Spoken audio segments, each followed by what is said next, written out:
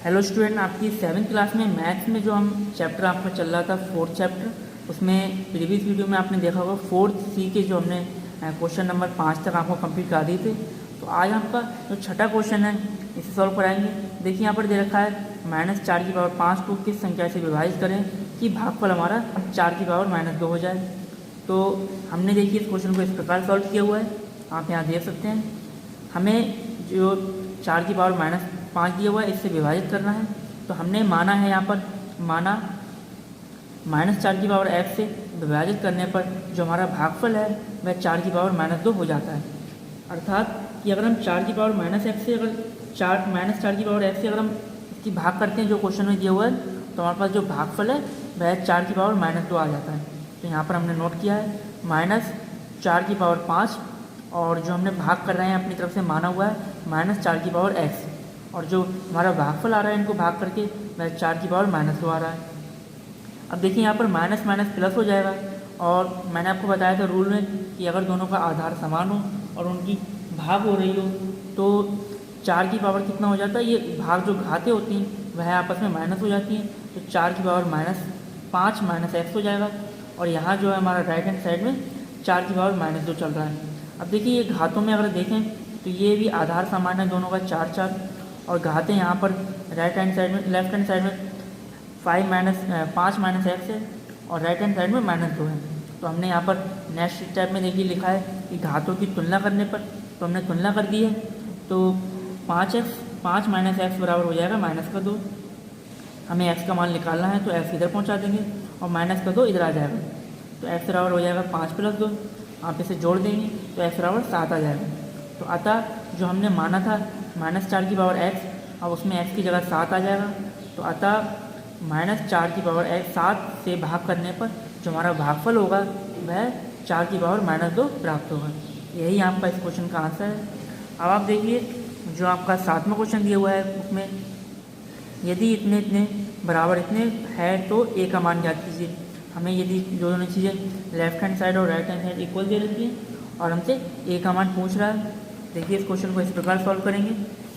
सबसे पहले हमने यहाँ पर क्वेश्चन नोट किया हुआ है।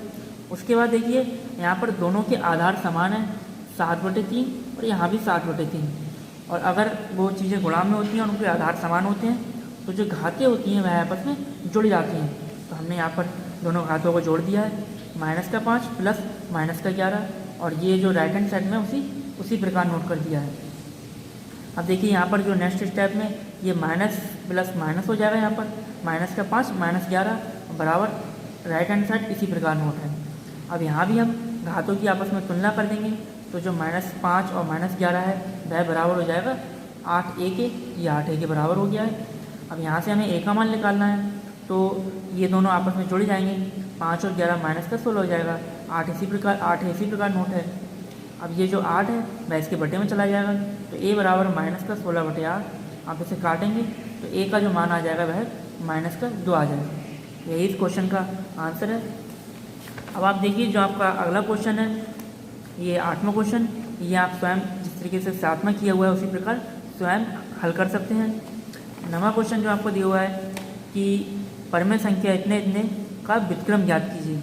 हमें इसका आपस में पहले भाग करनी है और उसका व्युत्क्रम निकालना है। व्युत्क्रम का मतलब होता है कि उसका उल्टा निकालना है। देखिए इस क्वेश्चन को हमने यहाँ नोट किया हुआ है। सबसे पहले हमने जो ये दे रखा है हमें दोनों चीज़ भाग में, उसे पहले हम हल करेंगे और फिर इनका व्युत्क्रम निकालेंगे। तो पहले हमें जो माइनस में घात दे रखी है, अगर हमने आपको बताया था हम 1/के के पहुँचा दें तो वह प्लस में हो जाती है, तो हमने 1/2 की घात 2 लिख दिया। इसी प्रकार इसको भी 2/3 की घात 3 किया हुआ है। अब देखिए यहाँ पर अगर हम घात जो है ब्रैकेट के अंदर हैं सबको आपस में बांट दें तो 1 की घात 2 और 2 की घात 2 हो जाएगा। नेक्स्ट इसी प्रकार जो है इसमें भी किया हुआ है, 2 की घात 3 और 3 की घात 3 हो जाएगा। अब देखिए 2 की घात 2 है, इसकी गुणा हो जाएगी 1 से। इसी प्रकार 3 की घात 3 है, इसकी गुणा हो जाएगी 1 से। तो हमारे पास नेक्स्ट स्टेप बनेगा 2 की घात 2 और बटे 1 की घात 2, यहाँ पर 3 की घात 3 और 2 की घात 3। अब देखिए भाग को हमें गुणा में चेंज करना होता है, तो हम एक टर्म को उल्टा कर देते हैं। यहाँ पर 2 की घात 2 और 1 की घात 2 इसी प्रकार है, ये हमने पलट दिया है। 2 की घात 3 पहले लिख दिया और 3 की घात 3 बाद में लिख दिया। अब इनकी आपस में गुणा हो जाएगी। देखिए आधार समान है, घातें जुड़ जाएंगी तो हो जाएगा 2 की घात 2 + 3। इसी प्रकार यहाँ पर 1 की घात 2 का मान 1 ही होता है, 3 की घात 3 इसी प्रकार नोट है। आप इन्हें गुणा जोड़ेंगे 2 की घात 5 हो जाएगा। यहाँ पर जो है इसकी गुणा करेंगे तो यही 3 की घात 3 ही बचेगा। अब हमें इसका व्युत्क्रम ज्ञात करना है। व्युत्क्रम का मतलब होता है इसका उल्टा, तो उसे भी हम ज्ञात करने के लिए इस पूरी चीज़ को 1 के बटे में कर देंगे। तो 1 के बटे में किया हुआ हमने।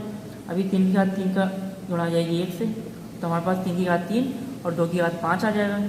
अब ये 3 की घात 3 का मतलब हुआ कि 3 को 3 बार गुणा करना है और 2 की घात 5 का मतलब 2 को 5 बार गुणा करना है। तो ये देखिए आप हमने नोट किया हुआ है, 3 की गुणा 3 बार की है, 2 की गुणा 5 बार की है। आप इनकी आपस में गुणा करेंगे तो 27 आ जाएगा अंश में, और हर में जो है 32 आ जाएगा। तो यही आपका इस क्वेश्चन का आंसर है। अब आपका देखिए जो अगला क्वेश्चन है, ये 12वां क्वेश्चन आप देख सकते हैं। यहाँ पर ये दिया हुआ है कि दिखाइए कि हमें ये लेफ्ट हैंड साइड और राइट हैंड साइड बराबर है, ये चीज़ दिखानी है। देखिए इस क्वेश्चन को इस प्रकार सॉल्व करेंगे। सबसे पहले हमने यहाँ क्वेश्चन नोट किया है, उसमें लेफ्ट हैंड साइड को हमने नोट लिया हुआ है, तो यहाँ ये चीज़ ब्रैकेट में लिखी हुई है और इस पूरे की पावर -8 है। अब देखिए जो आपस में गुणा हो रही है, तो 2 गुणा -12 बटे में 13 गुणा 17 कर दिया हमने, और -8 जो घात वैसी प्रकार चल रही है।